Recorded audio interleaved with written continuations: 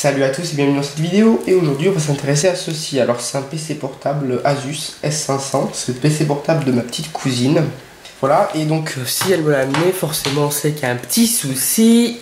Voilà, là vous pouvez voir qu'il est un peu brisé. Voilà, donc on a la dalle tactile qui a pris un petit coup. Alors le PC portable fonctionne, mais bon, la dalle tactile est brisée. Donc aujourd'hui voilà, on va la changer. Alors, j'ai acheté une pièce d'origine sur AliExpress, j'ai dû payer 140 €. Donc c'est quand même assez bon marché. Et donc aujourd'hui, on va voir comment on fait pour changer ce petit truc là. Alors ce qui est bien, c'est que ma petite cousine, elle a été gentille, elle m'a simplifié le travail. Il manque déjà des vis sous le PC. Donc il y a des vis qui ont déjà été enlevées. C'est pas... Généralement ça, j'aime pas trop quand ça a déjà été démonté. Mais bon, j'ai plutôt confiance. On va commencer par enlever les vis, c'est toutes des vis cruciformes. Et normalement après cette plaque, hop, elle sort. Donc ça y est, toutes les vis ont été retirées. On va tirer le plastique ici. Et voilà, ça y est, la plaque est sortie. Alors au niveau de la construction, c'est un ultrabook assez standard. Avec ici un emplacement format MSATA, donc un petit peu planqué. Ici pour le SSD, là on a un disque dur mécanique certainement à 5400 tours minute. Une grosse batterie en bas, qui est ici, alors qui est amovible en fait, il y a un connecteur et on peut la retirer. Deux petits haut-parleurs qui doivent produire à mon avis un son pas trop mal quand même. Ça s'est beaucoup amélioré sur les PC récemment de toute façon. Ici on a de quoi refroidir le Core i3. On a la nappe du clavier qui passe au milieu. Voilà, donc c'est construit très fin hein, comme machine. Et là on a le petit connecteur. Là, le petit connecteur LVDS. Voilà qui relie l'écran pour tout ce qui est signaux, donc signaux vidéo. On a quand même une barrette de RAM, voilà, de 2 Go en plus de RAM soudée sur la carte mère. Et on a un processeur qui est soudé à la carte mère, donc ça j'aime pas trop, ça empêche toute évolutivité. Mais bon, vu que c'est une machine très fine, je pense qu'ils sont un petit peu obligés. Donc première chose qu'on va faire, c'est qu'on va débrancher tous les connecteurs qui relient l'écran, parce qu'on va sortir le bloc écran, c'est vachement plus pratique pour travailler. Premier connecteur que je vais retirer, c'est le Wi-Fi. Alors généralement sur ces trucs là, il y a 2 ou 3 connecteurs. Il y a un connecteur qui fait le Wi-Fi, un connecteur qui fait les signaux vidéo et un dernier connecteur généralement de l'USB pour la webcam. Donc ça c'est le connecteur de signaux vidéo. Alors il est scotché. Et voilà. Donc là les deux connecteurs sont sortis. Il y a 3 vis de chaque côté pour pouvoir enlever les charnières. J'en laisse quand même une parce que je vais essayer d'ouvrir le PC pour extraire, ça sera bien plus pratique. Tiens, un petit truc que j'ai remarqué là sur le châssis, vous voyez en fait d'extérieur on dirait que c'est de l'unibody aluminium, un petit peu comme ce que fait Apple. Mais en fait à l'intérieur on a quand même un bon gros châssis en plastique avec une plaque de métal posée dessus. Au niveau finition ça présente très bien, au niveau résistance au choc et résistance mécanique à mon avis c'est quand même un peu moins bien. Donc là j'ai ouvert l'écran, on va pouvoir faire sauter donc les deux vis qui terminent de retenir l'écran. Donc voilà, j'ai enlevé les 2 dernières vis, donc là il n'y a plus rien qui le retient. On tient l'écran par derrière, on pousse la carte mère vers le bas et ça se détache.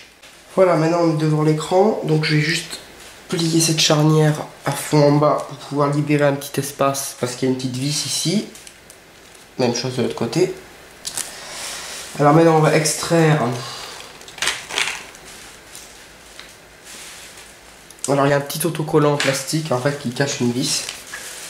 On va essayer de l'extraire proprement. Vous voyez il est là. Hop. Une fois les 2 petits autocollants extraits, on peut retirer les vis. Alors maintenant, une fois qu'on a retiré les vis, il va falloir faire glisser donc la dalle, je crois, du châssis en alu qu'on a derrière. Alors avant de pousser la dalle, on va quand même retirer le cache qui est en bas. à ce qui va nous gêner. Eh ben dis donc, c'est quand même vachement bien clipsé leur truc. Bon c'est bon, le petit cache il est retiré. C'est juste esthétique hein, pour pouvoir planquer l'antenne Wi-Fi et les charnières. Et maintenant on a un petit peu plus de marge de manœuvre pour pouvoir glisser la plaque vers le bas. Donc on fait comme ça, on tire vers le bas. Hop. Et normalement, voilà, normalement en glissant ici l'ongle entre les deux côtés, la dalle sort. Voilà.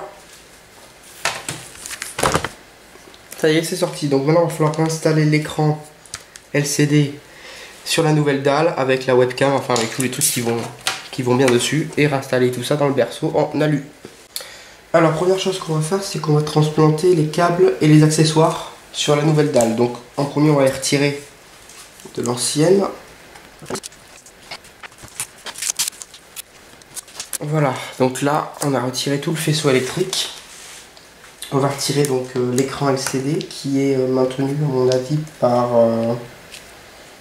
pas grand chose, j'ai l'impression. Il y a l'air d'avoir des clips. Alors là, on a un petit truc qui est pas vraiment sympa, c'est qu'en fait, j'ai découvert que l'écran LCD était collé au double face, au châssis en plastique. Donc ça, c'est pas ce qu'il y a de mieux. Donc je vais essayer de travailler sur la flexibilité du plastique pour essayer de décoller tout ça correctement. Et voilà notre écran décollé. Voilà, donc j'ai juste joué sur la rigidité, tout ça. Alors par contre, je vais le stocker comme ça. Enfin, je vais le tenir comme ça. Poser juste au-dessus de la dalle pour éviter qu'il prenne de la poussière. Et c'est le premier truc qu'on va réinstaller dans le verre tout neuf. Donc voilà notre pièce neuve, on va la déballer. Alors, on a un film plastique devant, un film plastique derrière, qui garantit que normalement on n'ait pas trop de poussière, voire même pas du tout. Donc on va retirer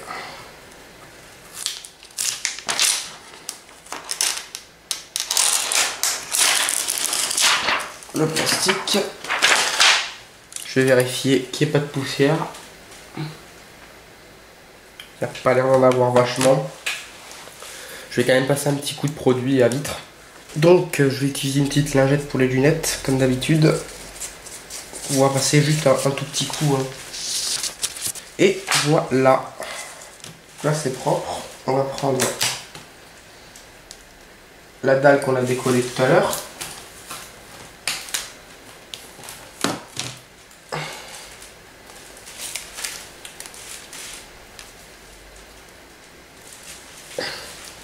Et on va tout simplement la poser. Donc on aligne bien les petits ergots.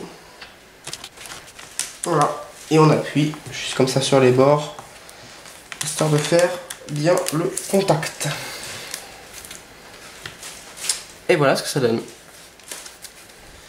Alors maintenant on va continuer avec le routage de notre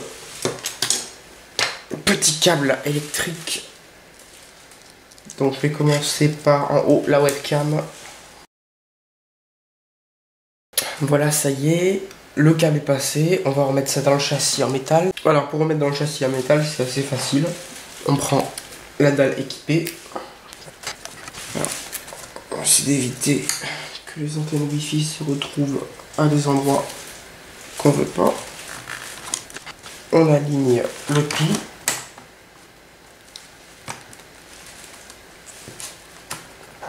En position basse. Voilà. Et ensuite, eh bien, on fait remonter l'ensemble dans le châssis. Hop.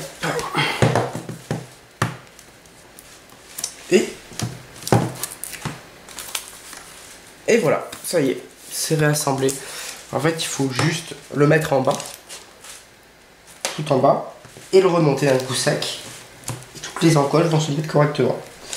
Donc maintenant il ne reste plus qu'à remonter les deux vis et remonter le plastique, celui-là ici, et après tester tout simplement.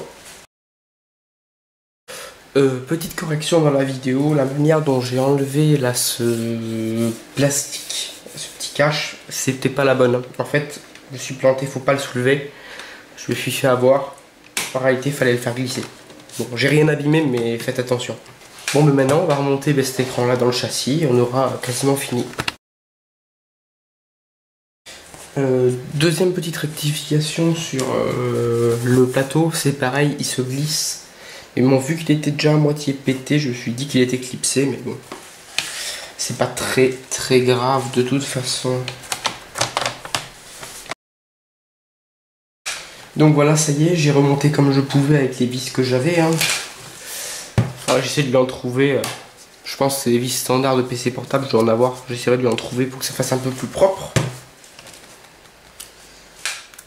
Ah, bon, déjà, ça a quand même une meilleure tronche. Voilà. Et maintenant, je vais aller chercher l'adaptateur secteur et puis on va tester. Donc voilà, premier démarrage du PC. Alors je vais sûrement flouter les trucs à l'écran parce que c'est le PC de ma petite cousine. Donc je n'aimerais pas qu'il y ait son nom qui se trouve sur internet. Ou sa photo ou quoi que ce soit. Déjà l'écran va être en bon état. Ah, bon déjà il y a une photo de famille. Donc je vous le dis de suite, sur cette partie là elle va être floutée. Mais voilà, en fait j'essaie de glisser un petit peu partout sur l'écran, comme ça, pour voir si l'écran est sensible à peu près partout. Ça permet de tester sommairement que ça fonctionne. Je considère que tout le reste est fonctionnel. De toute façon j'ai pas le mot de passe pour ce PC. Mais non, ça a l'air de marcher. Donc voilà, j'ai pu tester le PC, tout fonctionne. Enfin, tous les trucs que j'ai touchés fonctionnent, c'est-à-dire la webcam, les antennes Wi-Fi, l'écran et l'écran tactile. Donc je vais pouvoir le redonner à ma petite cousine qui va être super contente de retrouver sa machine. Et en tout cas, en espérant que cette vidéo vous ait plu, et surtout à la prochaine pour une prochaine vidéo.